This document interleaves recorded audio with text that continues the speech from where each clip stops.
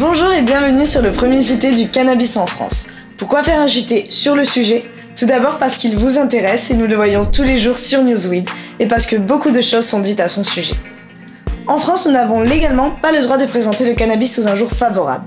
Nous allons donc tenter ensemble de décrypter l'actualité de la plante parce qu'elle a suscité de l'intérêt sur Newsweed. Alors qu'en France, un changement de loi sur le cannabis ne semble pas être à l'ordre du jour, l'Europe, l'Asie, l'Amérique du Nord ainsi que l'Amérique du Sud assouplissent peu à peu leurs lois, voire légalisent complètement le cannabis. Retour sur une année chargée d'actualité. Au printemps 2016, le Premier ministre canadien Justin Trudeau annonce une légalisation totale du cannabis dès 2017. Le cannabis thérapeutique y est déjà disponible. Mais Trudeau veut mettre fin à la mainmise des mafias sur le commerce illégal de cannabis et propose ainsi une régulation par l'État à l'image des cigarettes et de l'alcool. Côté États-Unis, 4 nouveaux États ont rejoint le club du cannabis récréatif qui compte désormais 9 membres. 29 États sur les 51 au total ont autorisé l'usage du cannabis à des fins thérapeutiques. En Amérique latine, l'utilisation médicale du cannabis s'est étendue à l'Argentine, au Mexique et au Costa Rica. La légalisation du cannabis en Uruguay date de 2013 et continue de se mettre en place malgré certains blocages logistiques. En Europe, l'heure est surtout aux expérimentations. En effet, le Danemark et la Suisse veulent mettre en place des projets pilotes de légalisation pour déterminer les conséquences de l'arrivée d'un marché légal du cannabis.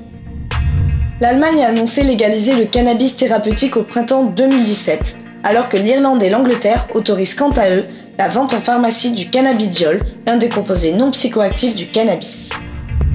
Plus loin de chez nous, l'Australie a légalisé le cannabis thérapeutique, alors que le chanvre, quant à lui, fait son grand retour au Vietnam. Le schéma prohibitionniste de notre enfance évolue peu à peu. La France, elle, attend les prolongations avant de se prononcer sur l'issue du match. On entend de plus en plus parler des terpènes, notamment pour les personnes qui suivent de près le monde des extractions de cannabis. Mais qu'est-ce qu'un terpène ? Les terpènes sont un des composés chimiques que vous rencontrez lorsque vous sentez une plante à résine ou à huile essentielle. Ils contribuent à l'odeur de l'eucalyptus, du parfum de la cannelle, du clou de girofle ou encore du menthol. Ils sont sécrétés dans les mêmes glandes que produisent les cannabinoïdes, comme le THC ou le CBD, et donnent au cannabis ses odeurs particulières de citron, de baie rouge, de menthe ou encore de pin. Dans la nature, les terpènes servent à éloigner les prédateurs et à attirer les pollinisateurs.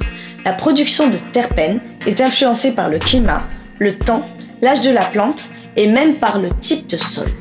Plus d'une centaine de terpènes différents ont été identifiés dans la plante de cannabis et chaque variété a une composition terpénoïde différente. Alors la prochaine fois que vous testez une bonne bœuf à Amsterdam, ne dites plus elle sent trop bon, mais j'adore ces terpènes.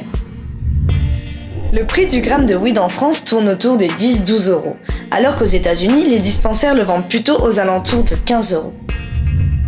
Mais certaines variétés rares s'adressent désormais essentiellement à des clients passionnés, voire fortunés. La Isla OG domine aisément le podium des weeds les plus chers du monde.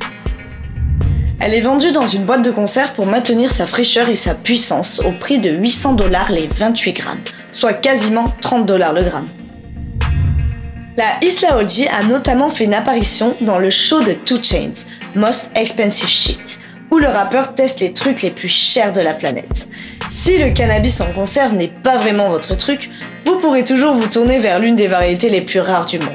La Auricle Bud de BC Seeds s'échange à 1000 $ le clone et 200 $ la graine. Les rumeurs lui attribuent un taux de THC faramineux de 45%. Dans les deux cas, le marketing de la variété semble être à l'origine de ces prix extrêmes. En dispensaire ou en coffee shop, les variétés les plus onéreuses se vendent de génétique rare ou de récompenses en cannabis cup, et leur prix grimpe autour de 18 à 20 € le gramme. À consommer avec 2 amis, parcimonie et modération. Merci à tous de nous avoir suivis, on se retrouve très vite sur newsweed.fr. D'ici là, vous pouvez nous poser vos questions en commentaire et nous y répondrons la prochaine fois.